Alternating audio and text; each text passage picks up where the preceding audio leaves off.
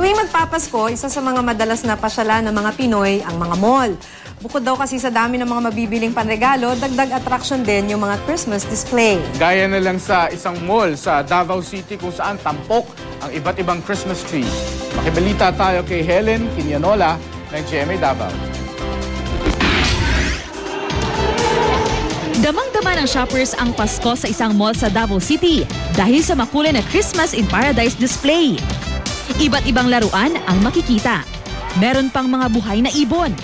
This year, Christmas in Paradise. Kasi in tune tayo with nature, with the environment, which is Davao City is known for. Sa isa pang mall sa lungsod, tampok naman ang 40-foot Christmas tree. Sa Baliwag, Bulacan, binuksan ang White Christmas Castle display sa isang mall. Ang mga dumalo sa pagbubukas nito, nag-costume na parang mga hari at reyna. Namigay pa ng regalo sa mga dumalong chikiting. Giant Candy House at Santa Claus naman ang bida sa Angeles City. 3 buwan daw pinag-isipan ang disenyo ng mga ito. Agaw pansin naman ang isang bahay sa Tagbilaran City, Bohol. Pinuno kasi ito ng mga kumukutitap na dekorasyon. Nagkalat din sa bahay ang Santa displays.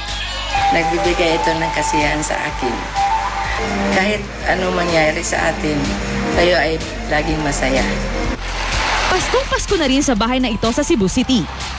A lot of effort lang. No? A lot of effort. Di na pwede nga imagination niya, why effort? It has to be both. Helen Quinianola, Nagbabalita, Pilipinas.